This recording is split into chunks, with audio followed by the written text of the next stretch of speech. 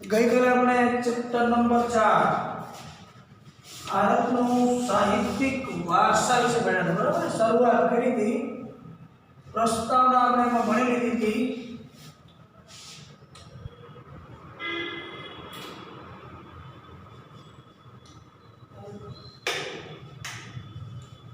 પ્રસ્તાવના ભણ્યા હતા એમાં ભારતનું પ્રાચીન સાહિત્ય ભણ્યા હતા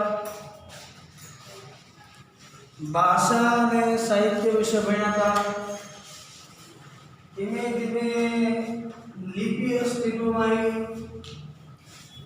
ए लिपि हड़प्पा काळनी थी लिपि अस्तित्व में आव्या बाद साहित्य सर्जन शुरू थयुं ए साहित्य सर्जन में संस्कृत भाषाए अति महत्वनो भाग भजव्यो संस्कृत भाषा समृद्ध साहित्य क्रमशः रचातुं गयुं जेमां एक समय संस्कृत भाषा ए विश्व कक्षाए सर्वस्वीकृत भाषा बनी गई त्यारबाद संस्कृत भाषा ने अंदर आखा विश्वनुं યદ ભારતનું प्राचीनतम पुस्तक रचायुं ते एटले ऋग्वेद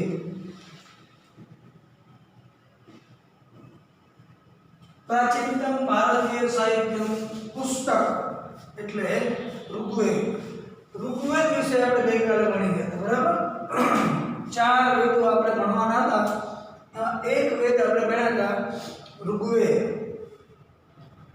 ऋग्वेद પછી આપણે ક્રમશઃ હવે બાકીના ત્રણ વેદ ભણવાના છે બરાબર ऋग्वेदનો જે પ્રશ્ન છે એ ગઈકાલે આપણે આપવાનો હતો પણ મેં કીધું હતું કે લખવો નથી ચારે ચાર વેદ આજે લખવાના રહેશે બરાબર એટલે આપણે ત્યાર પછીના બીજા નંબરનો વેદ છે સામવેદ સામવેદથી શરૂઆત કરશું પ્રથમ નંબરનો આપણે ગ્રંથ ભણ્યા હતા ઋગ્વેદ ऋग्वेदની અંદર ટોટલ 1028 જેટલી ઋચાઓનું વર્ણન છે અને ટોટલી ઋગ્વેદ 10 વિભાગમાં વહેંચાયેલું છે તો ઋગ્વેદની અંદર જે ઋચાઓ છે સ્તુતિઓ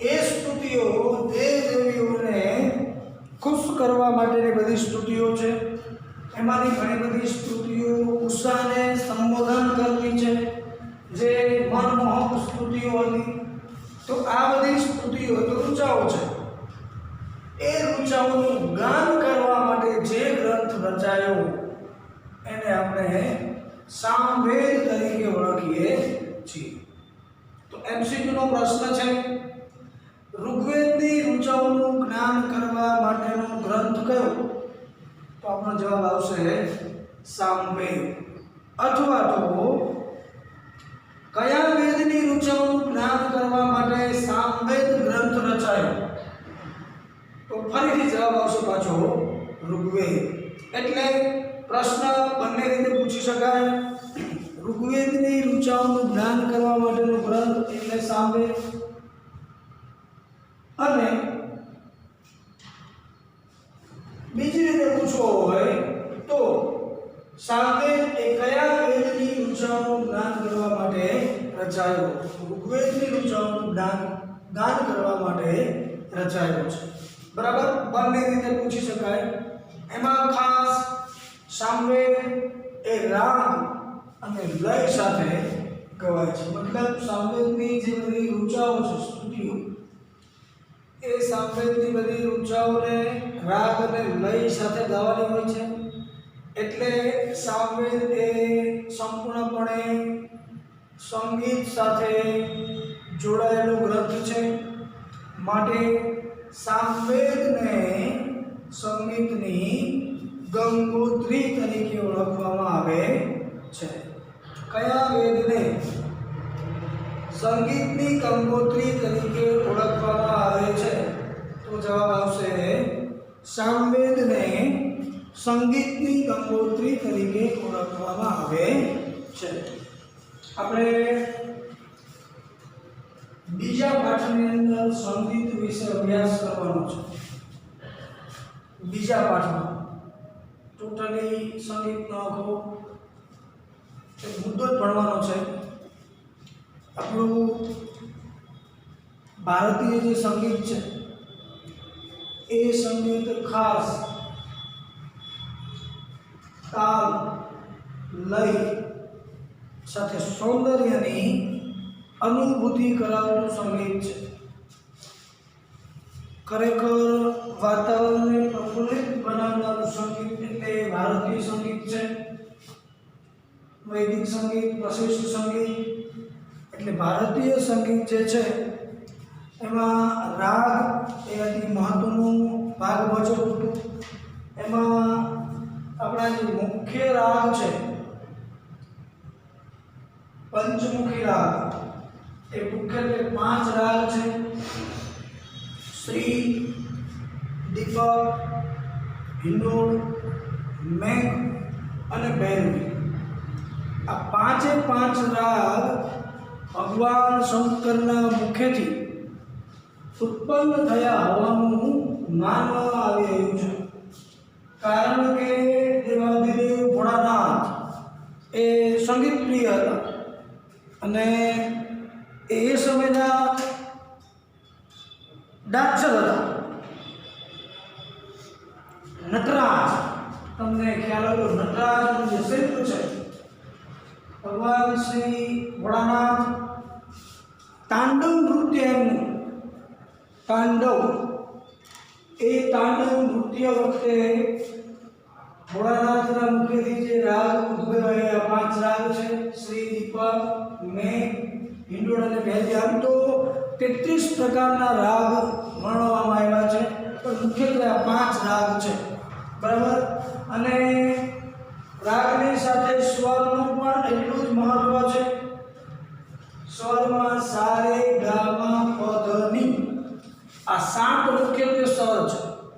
સ્વર, રાગ, એની સાથે આવે તાલ અને લય. એટલે તાલ અને લય સાથે ભારતીય સંગીત એ સૌંદર્યની અનુભૂતિ કરાવે છે. એટલે એ સંગીત એ સમયે મતલબ પ્રાચીન સમયમાં જ્યારે બી આ ઋગ્વેદ ગ્રંથ ભારતનું પ્રાચીનતમ પુસ્તક રચાયું એ સમયે ઋગ્વેદની અંદર જે 1028 ઋચાઓ હતી એ ઋચાઓને તાલબદ્ધ રીતે મતલબ રાગ અને લય સાથે ગાવાની હોય છે. અને રાગ અને લય સાથે ગાવા માટે થઈ અને જે ગ્રંથ રચાયો તે ગ્રંથ એટલે સામવેદ ગ્રંથ.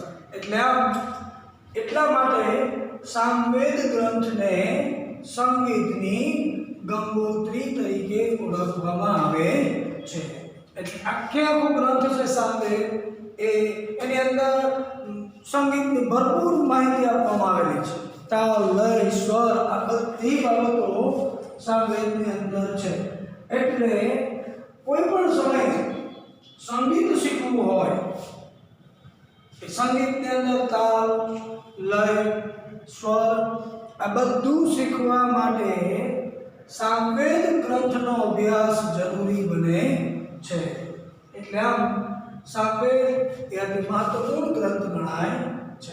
એટલે આપણે સામવેદ ગ્રંથ વિશે ટૂંકમાં માહિતી આપો. 2 માર્ક્સનો પ્રશ્ન પૂછાય એટલે 3 લીટીઓ લખવાની રહેશે. 3 લીટી, બાકીનું કંઈ લખવાનું થતું નથી. ખાસ એમસીક્યુ ની અંદર પણ ક્યારેક પૂછાય તો આપણે શબ્દો યાદ રાખવાના છે. ઋગ્વેદની ઋચાઓનું જ્ઞાન કરવા માટે, રાગ અને લય સાથે ગાવા માટે, અને એનું બીજું નામ છે સંગીતની ગંગોત્રી. ઓકે. ત્યાર પછીનો 3જા નંબરનો જે ગ્રંથ છે એ છે યજુર્વેદ. યજુર્વેદ ગ્રંથ એ યજ્ઞનો વેદ કહેવાય છે. કયો ગ્રંથ યજ્ઞનો વેદ કહેવાય છે? તો યજુર્વેદ એ યજ્ઞનો વેદ કહેવાય છે.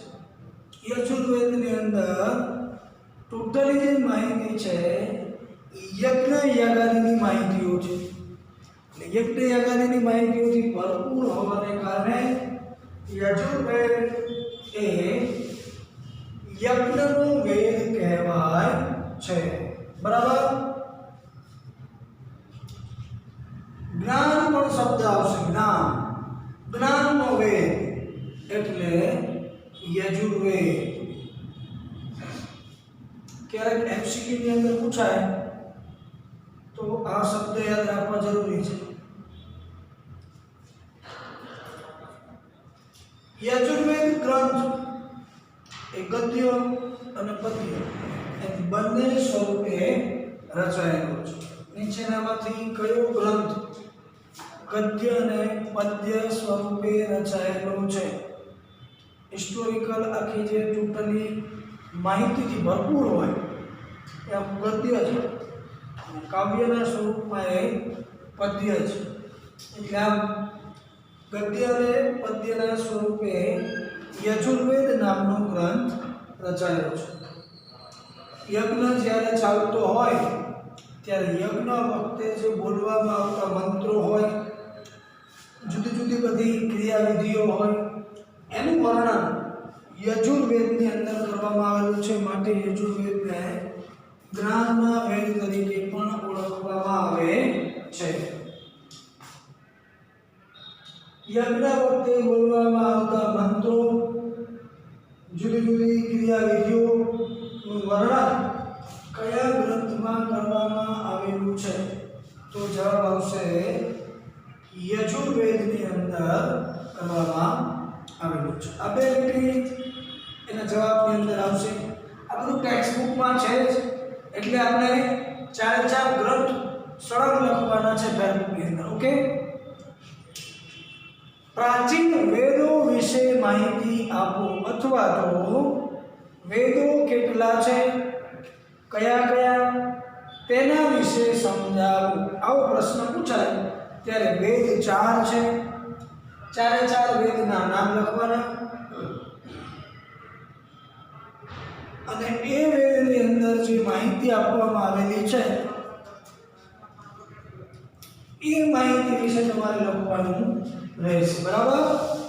ચોથા નંબરનો વેદ છે અથર્વવેદ. આ વેદ બહુ ઊંડાણપૂર્વકનો વેદ છે.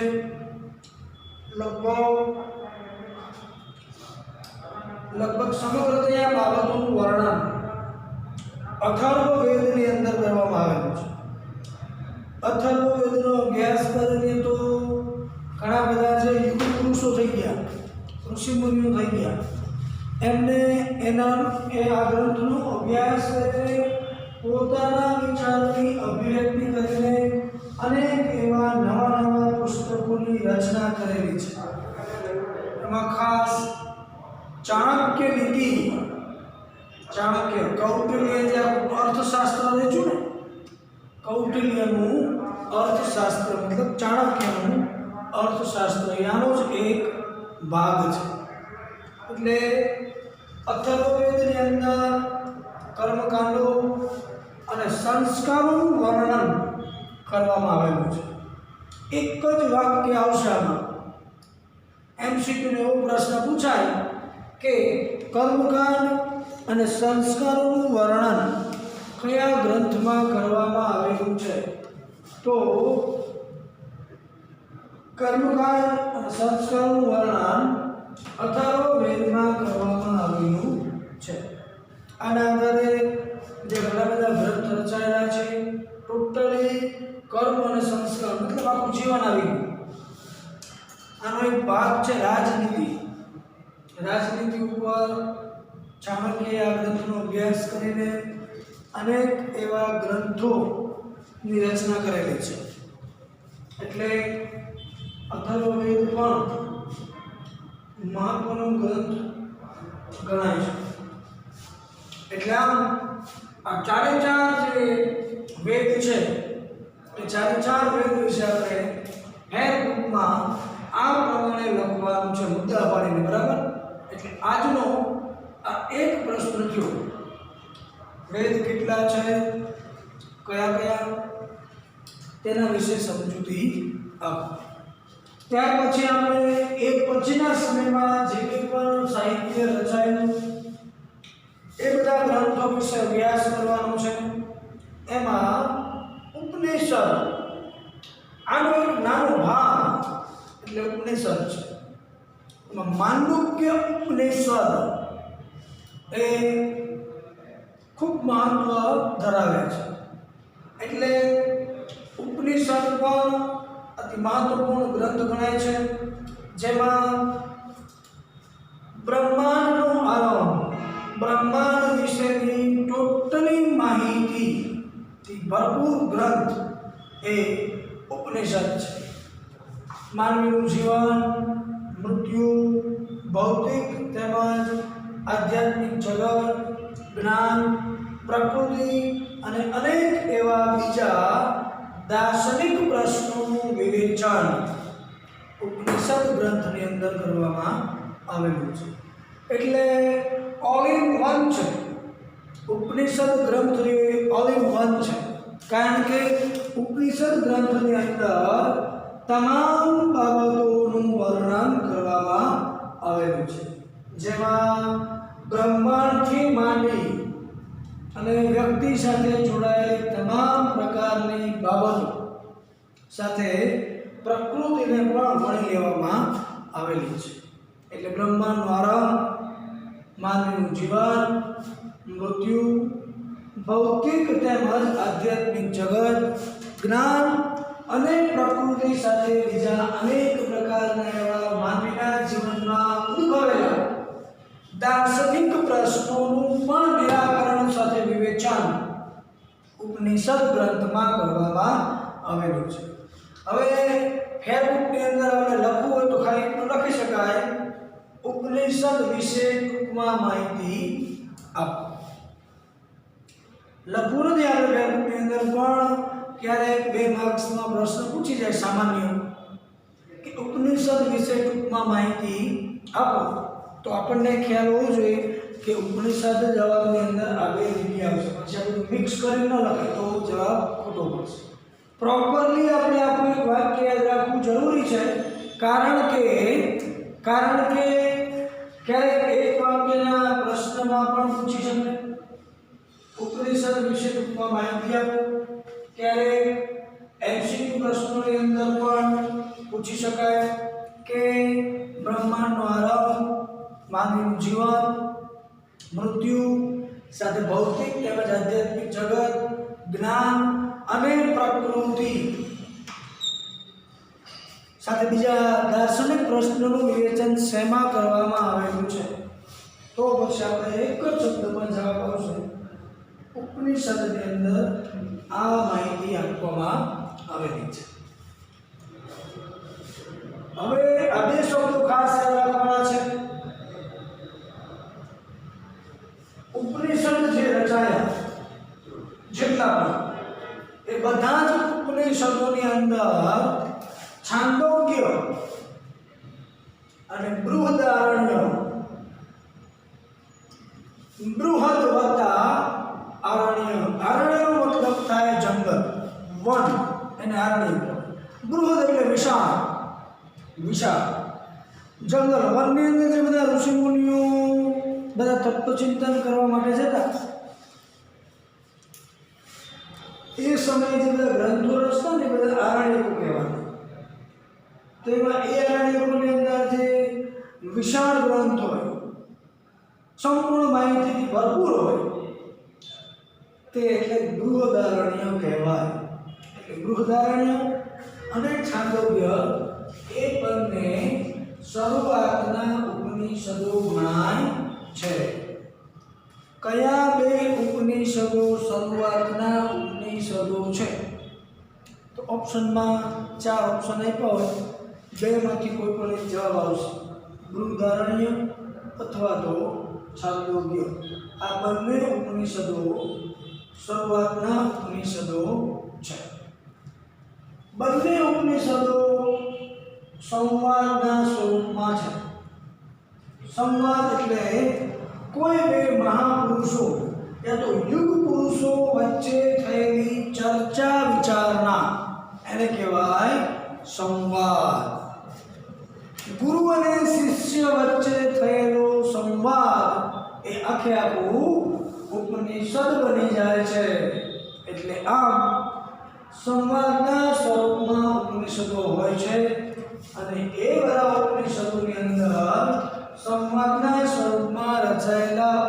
ઉપનિષદોમાં શરૂઆતના ઉપનિષદો આ બે છે, બૃહદારણ્ય અને છાંદોગ્ય. ત્યાર પછી આપણે ભણવું છે મુક્તિકો. ઉપનિષદનો એક ભાગ છે. મુક્તિકોની અંદર ઉપનિષદમાં તેની સંખ્યા 108 ની બતાવી છે. એટલે 108 પ્રકારના મુક્તિકો છે. આ એક પ્રકારનો ગ્રંથ છે. ઉપનિષદની અંદર મુક્તિકોની સંખ્યા કેટલી બતાવવામાં આવેલી છે? 108. 108 આંકડાનું ખૂબ મહત્વ છે. ઉપનિષદની અંદર મુક્તિકોની 108 નંબરની સંખ્યા બતાવવામાં આવેલી છે. આપણે મોતીની માળાના પારાઓ પણ 108 હોય છે. ઇમરજન્સી પણ 108 છે. 108 નું ખૂબ મહત્વ છે. એટલે ઉપનિષદની અંદર મુક્તિકોની સંખ્યા 108 બતાવવામાં આવી છે. હવે ભણવું છે આપણે બ્રાહ્મણ ગ્રંથો. બ્રાહ્મણ ગ્રંથો આ બધા પંડિતો હોય. બ્રાહ્મણ કુટુંબની અંદર જે બધા જ્ઞાની લોકો, જ્ઞાનથી ભરપૂર એવા બુદ્ધિજીવી લોકોનો એક સમૂહ, પંડિતો, એ બધા પંડિતોએ જે ગ્રંથો રચ્યા એ બધા બ્રાહ્મણ ગ્રંથ તરીકે ઓળખાય છે. તો વેદોના મંત્રોનો અર્થ, જેટલા વેદ આપણે બધા ભણ્યા એ બધા જ મંત્રોનો અર્થ સમજવા માટે એના ઉપર પદ સ્વરૂપની અંદર રચાયેલી ટીકાઓનો બ્રાહ્મણ ગ્રંથમાં સમાવેશ કરવામાં આવ્યો છે. અમને બધાને ભૂલ કહી ગયા. બધા વેદની અંદર જે કંઈ પણ મંત્ર હતા બધા એ મંત્રનો એમને અર્થ કાઢ્યો હોય તો અર્થનો અભ્યાસ બ્રાહ્મણ ગ્રંથોની અંદર છે. અને બધા જ પદનો અથવા મંત્રનો અર્થ સમજવા માટે ટીકાઓ જે કરવામાં આવી કે આનું આમ નહીં, એવી રીતે બધી જે ટીકાઓ થઈ ને પદ્ય સ્વરૂપની અંદર, એ ટીકાઓનું વર્ણન બ્રાહ્મણ ગ્રંથમાં કરવામાં આવેલું છે. અહીંયાથી પાછો એક MCQ નો પ્રશ્ન નીકળે કે વેદોના મંત્રોનો અર્થ સમજવા માટે તેના ઉપર પદ્ય સ્વરૂપમાં રચાયેલી ટીકાઓનો સમાવેશ ખાલી જગ્યા ગ્રંથમાં કરવામાં આવ્યો છે. તો જવાબ આવશે બ્રાહ્મણ ગ્રંથોમાં કરવામાં આવ્યો છે. એમાં આ સિવાય પણ જુદા જુદા યજ્ઞ અને યજ્ઞની અંદર થતી બધી જુદી જુદી વિધિઓ માટેનું માર્ગદર્શન પણ આપવામાં આવેલું છે. અને એના આધારે અત્યારે આપણે જે કે પણ આપણા રીત રિવાજ, પરંપરાઓ, બધી ધાર્મિક ક્રિયાઓ, અને આ ધાર્મિક ક્રિયાઓમાં જે બધા મંત્રો બોલાય છે યજ્ઞો વખતે, એનું સચોટ માર્ગદર્શન બ્રાહ્મણ ગ્રંથોમાં કરવામાં આવેલું છે. એનાથી આગળનો એક ટોપિક આપણે ભણવો છે આરણ્યકો.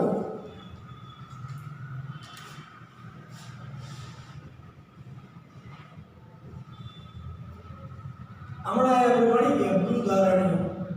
આરણ્યનો મતલબ થાય છે વન અથવા તો જંગલ. વન અથવા તો જંગલ એને આરણ્ય કહેવાય. આપણો જે ડાંગ જિલ્લો છે એ ડાંગ જિલ્લામાં આવેલા આરણ્યને બધા પ્રાચીન સાહિત્યની અંદર પવિત્ર ગણવામાં આવેલું છે. એટલે આરણ્યકો મતલબ આરણ્ય એટલે વન અને જંગલ. તો આપણે જે બધા આર્યો હતા, મહાભારત સમયના જે લોકો હતા એ બધા આર્યો કહેવાય. પાંડવો ને બધા કૌરવો ને બધા આર્યો રાજા શાંતનુના બધા વંશજો છે બધા આર્યો કહેવાય. તો એ બધા આર્યો એમના જીવનનો અંતિમ સમય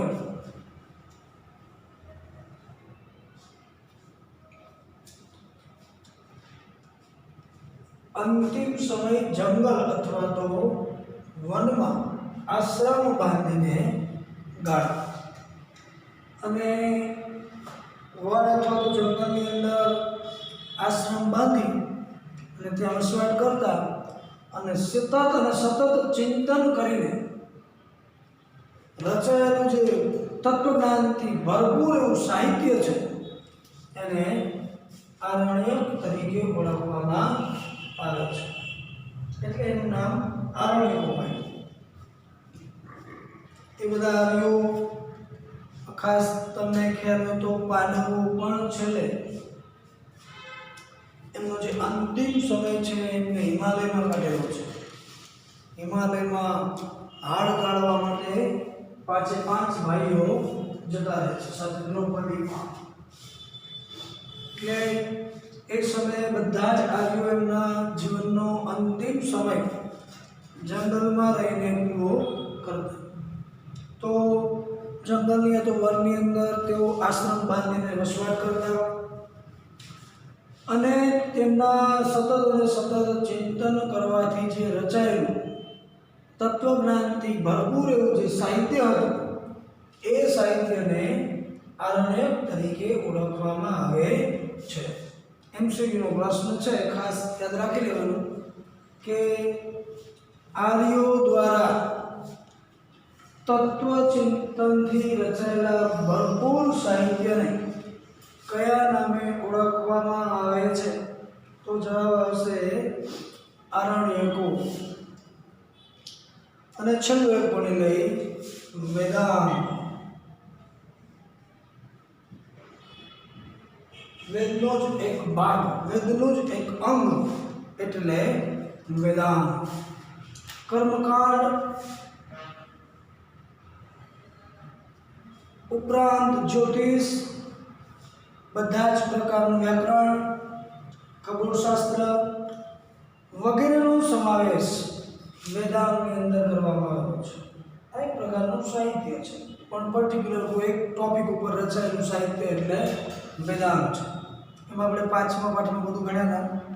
ખગોળશાસ્ત્ર, જ્યોતિષશાસ્ત્ર, વાસ્તુશાસ્ત્ર, રસાયણશાસ્ત્ર, સાથે સાથે ગણિતશાસ્ત્ર, આ ઉપરાંત આપણું એ સમયનું જે આયુર્વેદ હતું એમાં શલ્ય ચિકિત્સા, વૈદિક શાસ્ત્ર, આ બધા જે શાસ્ત્રો હતા એનો સમાવેશ વેદાંતની અંદર કરવામાં આવે છે. બરાબર. તો એમસીક્યુનો પ્રશ્ન છે, કર્મકાંડ ઉપરાંત જ્યોતિષશાસ્ત્ર, વ્યાકરણશાસ્ત્ર અને ખગોળશાસ્ત્રનો સમાવેશ શેમાં કરવામાં આવે છે? તો જવાબ લખવાનો થશે વેદાંતની અંદર કરવામાં આવે છે. અહીંયા આપણું જે પ્રાચીન ભારતીય સાહિત્ય હતું, અતિ પ્રાચીન ભારતીય સાહિત્ય એ પૂર્ણ થયું. હવે જે આપણે ટોપિક ભણવું છે એ પ્રાચીન સાહિત્ય છે, પણ પર્ટિક્યુલર 2 ગ્રંથ વિશે ભણવું છે. મુખ્ય 2 મહાકાવ્યો વિશે ભણવાનું છે. એ મુખ્ય 2 મહાકાવ્યો એટલે રામાયણ અને મહાભારત. રામાયણ અને મહાભારત એ ભારતના મુખ્ય 2 મહાકાવ્યો ગણાય છે. બંને મહાકાવ્યોની વિશ્વ કક્ષાએ ખૂબ ગણના થયેલી છે. ભારત દેશની અંદર જે બધી ધાર્મિક ક્રિયાવિધિઓ, ધાર્મિક પરંપરાઓ, ધાર્મિક બાબતો, બધા રીત રિવાજ, આ બધું ટૂંકમાં ભારત દેશની જે સંસ્કૃતિ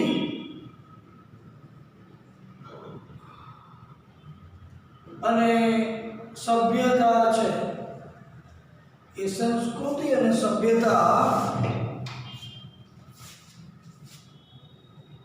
ની પ્રેરણા આપણને આ બંને ગ્રંથમાંથી મળેલી છે. ભારતના મુખ્ય 2 મહાકાવ્યો વિશે સમજૂતી આપો, આવો પ્રશ્ન અહીંયાથી બની શકે. તો ભારતના મુખ્ય બે મહાકાવ્યો એટલે રામાયણ અને મહાભારત. ક્યારેક એવો પણ પ્રશ્ન ડાયરેક્ટ પૂછી જાય, રામાયણ અને મહાભારત વિશે ટૂંકમાં માહિતી આપો. ક્યારેક એમ પણ પૂછી શકાય કે ભારતના મુખ્ય બે મહાકાવ્યો વિશે સમજૂતી આપો. તો જવાબમાં આપણે રામાયણ અને મહાભારત વિશે જ લખવાનું થશે. અલગથી પૂછવું હોય ક્યારેક ટ્વિસ્ટ કરીને તો એમ પણ પ્રશ્ન પૂછી શકાય કે વિશ્વના મોટામાં મોટા કાવ્ય ગ્રંથ વિશે સમજાવો. વિશ્વના સૌથી મોટામાં મોટા કાવ્ય ગ્રંથ વિશે સમજૂતી આપો. આવો પ્રશ્ન જ્યારે પૂછાય ત્યારે એનો જવાબ લખવાનો થશે માત્ર ને માત્ર મહાભારત વિશે. ત્યારે તમારે રામાયણ વિશે લખવાનું થતું નથી. એટલે આ ખાસ 3 પ્રશ્નો ધ્યાનમાં રાખવાના. વિશ્વનો સૌથી મોટામાં મોટો કાવ્ય ગ્રંથ કયો? તો જવાબ આવશે મહાભારત. પહેલા આપણે મહાભારત વિશે અભ્યાસ કરી લઈએ. 2-3 મુદ્દાઓ બંને વિશે ભણવાના છે. મહાભારત એ વિશ્વનો સૌથી મોટો કાવ્ય ગ્રંથ ગણાય છે. મહાભારતની રચના મહામુનિ વેદ વ્યાસે કરેલી છે.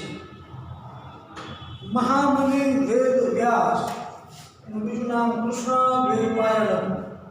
કૃષ્ણદ્વૈપાયન એટલે મહાભારત કાવ્યની રચના એ મહામુનિ ભગવાન એવા વેદ વ્યાસે કરેલી છે. મહાભારતની અંદર અનેક એવી બધી દિલચસ્પ ઘટનાઓનું વર્ણન કરવામાં આવેલું છે. અને બધી દિલચસ્પ ઘટનાઓ એટલે કુરુક્ષેત્રના મેદાનમાં થયેલું મહાભારતનું યુદ્ધ. મહાભારતનું યુદ્ધ એ આ કાવ્ય ગ્રંથનો અતિ મહત્વપૂર્ણ ભાગ ગણાય છે. કુરુક્ષેત્રના મેદાનમાં ખાસ કૌરવો અને પાંડવો વચ્ચે થયેલું યુદ્ધ. વિશ્વનું જો કોઈ મોટામાં મોટું યુદ્ધ હોય તો એ છે કૌરવો અને પાંડવો વચ્ચે થયેલું યુદ્ધ, જે કુરુક્ષેત્રના મેદાનમાં થયેલું હતું. કુરુક્ષેત્રના મેદાનમાં ભગવાન શ્રી કૃષ્ણના મુખેથી જે બધા શ્લોક સરી પડ્યા, એ શ્લોકનો એક સમૂહ જેને આપણે શ્રીમદ ભાગવત ગીતા તરીકે ઓળખીએ છીએ. શ્રીમદ ભાગવત ગીતા એ મહાભારતનો જ એક ભાગ છે. મહાભારતનો એક ભાગ એટલે શ્રીમદ ભગવત ગીતા. અને આ શ્રીમદ ભગવદ ગીતાની અંદર અનેક એવા દાર્શનિક સિદ્ધાંતોનું વિવેચન કરવામાં આવેલું છે. આજે પણ શ્રીમદ ભગવદ ગીતાનું એટલું જ મહત્વ છે. શ્રીમદ ભગવદ ગીતા એટલે આપણા જીવનની અંદર કોઈ પણ પ્રકારનો મુશ્કેલીભર્યો પ્રશ્ન ઊભો થાય ત્યારે એ પ્રશ્નનું તમને નિરાકરણ ચોક્કસપણે આ ગ્રંથની અંદરથી મળી જ જાય એવો આ ગ્રંથ છે શ્રીમદ ભાગવત ગીતા. કુરુક્ષેત્રના મેદાનમાં ભગવાન શ્રી કૃષ્ણ જ્યારે અર્જુન યુદ્ધની અંદર લડવા માટે મેદાનમાં ઊભો હોય છે, યુદ્ધની શરૂઆત કરતા પહેલા અર્જુનનું શરીર ધ્રુજવા લાગે છે. મતલબ અર્જુન એ આખું જે દ્રશ્ય છે દ્રશ્ય શાંત કરી શકતો નથી અને શસ્ત્રો હેઠળ મૂકી દે.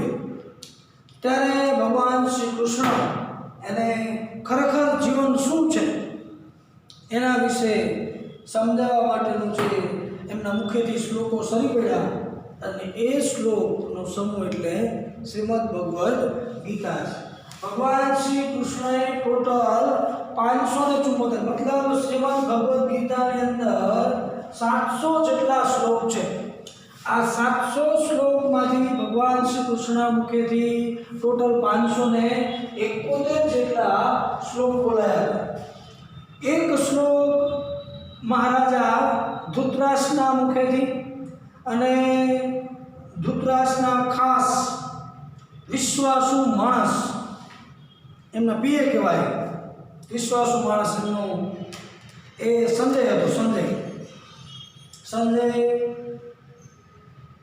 મહામુનિ વેદ વ્યાસની કૃપાથી સંજયને એવી દિવ્ય દ્રષ્ટિ આપી કે એ દિવ્ય દ્રષ્ટિથી સંજય કુરુક્ષેત્રના મેદાનમાં ચાલી રહેલું યુદ્ધ લાઈવ જોઈ શકે. લાઈવ ટેલિકાસ્ટ એ સમય પણ હતું ભારત દેશમાં. લાઈવ ટેલિકાસ્ટ ક્રિકેટની મેચ કેમ ઓસ્ટ્રેલિયામાં રમાતી હોય, આપણે ઘરે બેઠા ટીમ જોઈ, અહીંયા મેદાનમાં કબૂતર ઉડતું આપણે ટીમ દેખાય કે લાઈવ. એમ એવી રીતે એ સમયે સંજય આખું કુરુક્ષેત્રનું યુદ્ધ જે હતું, મહાભારતનું યુદ્ધ, એ સંજયે લાઈવ જોયું. આવી દિવ્ય દ્રષ્ટિ મહામુનિ વેદ વ્યાસે સંજયને આપી હતી. એટલે એ સમયે આખી જે કુરુક્ષેત્રના મેદાનમાં શ્રીમદ ભગવદ્ ગીતા જે ઉચ્ચારણ થયું, એ સમયે આ ભગવદ્ ગીતા સાંભળનાર લોકો આટલા જ હતા. એટલે એ સમયે 574 શ્લોક કૃષ્ણ ભગવાન દ્વારા બોલાયેલા, એક શ્લોક સંજય દ્વારા અને 84 શ્લોક અર્જુન દ્વારા, એક શ્લોક ધૃતરાષ્ટ્ર અને 84 શ્લોક અર્જુન, અને સાથે સાથે 81 શ્લોક સંજય દ્વારા બોલાયેલા. એ ટોટલ 700 શ્લોકની ભગવદ્ ગીતા છે. અને આ ભગવદ્ ગીતાની અંદર અનેક એવા ગહન અને દાર્શનિક પ્રશ્નોનું વિવેચન કરવામાં આવેલું છે. આમ તો મહાભારતની અંદર ટોટલ 1 લાખ શ્લોક છે. 1 લાખ શ્લોક. મહાભારતની રચના કોણે કરી? મહાભારતની અંદર કેટલા શ્લોક છે? મહાભારત જે આખો ગ્રંથ છે એ વિશ્વનો મોટામાં મોટો કાવ્ય ગ્રંથ છે. મહાભારતમાં મુખ્ય મુદ્દો એની બધી દિલચસ્પ ઘટનાઓમાં ખાસ વાત કરીએ તો કૌરવ અને પાંડવો વચ્ચે થયેલું કુરુક્ષેત્રના મેદાનનું યુદ્ધ છે. શ્રીમદ ભગવદ્ ગીતા એનો એક ભાગ છે, એમાં 700 શ્લોક છે. સાથે સાથે બધા દાર્શનિક સિદ્ધાંતોનું વિવેચન છે. શ્રીમદ ભગવદ્ ગીતાની અંદર ભગવાન શ્રી કૃષ્ણએ મોક્ષ પ્રાપ્તિના 3 માર્ગ બતાવ્યા છે. મોક્ષ પ્રાપ્તિ માટેના 3 માર્ગ ભગવદ્ ગીતાની અંદર કૃષ્ણ ભગવાને બતાવ્યા છે. એમાં એક છે કર્મ, જ્ઞાન અને ભક્તિ. આ 3 એ મોક્ષ પ્રાપ્તિના માર્ગ છે. કર્મ માર્ગ, જ્ઞાન માર્ગ અને ભક્તિ માર્ગ. આ 3 માર્ગો એ મોક્ષ પ્રાપ્તિના માર્ગ કૃષ્ણ ભગવાને શ્રીમદ ભગવદ્ ગીતાની અંદર બતાવ્યા છે. હવે મહાભારત વિશેની માહિતી પૂરી થઈ. થોડુંક રામાયણ વિશે ભણી લઈએ. 2-4 મિનિટ છે. મહાભારતની અંદર તમારે આટલા મુદ્દાઓ ખાસ લખવાના છે. રામાયણ અને મહાભારત આમ તો આપણા મુખ્ય 2 મહાકાવ્યો છે. હમણાં એના વિશે આપણે ભણ્યા. ખાસ તો એનું વર્તમાન સ્વરૂપ જે છે, રામાયણ અને મહાભારતનું વર્તમાન સ્વરૂપ એ ઈસવીસનની 2જી સદીમાં મળ્યું. ઈસવીસનની 2જી સદીની અંદર એમસીક્યુનો પ્રશ્ન છે, ખાસ યાદ રાખજો. રામાયણ અને મહાભારતનું વર્તમાન સ્વરૂપ ખાલી 11 સદીમાં મળ્યું. ઈસવીસનની 2જી સદીમાં મળ્યું છે. રામાયણની અંદર 24,000 જેટલા શ્લોક છે. રામાયણ આખો જે ગ્રંથ છે એ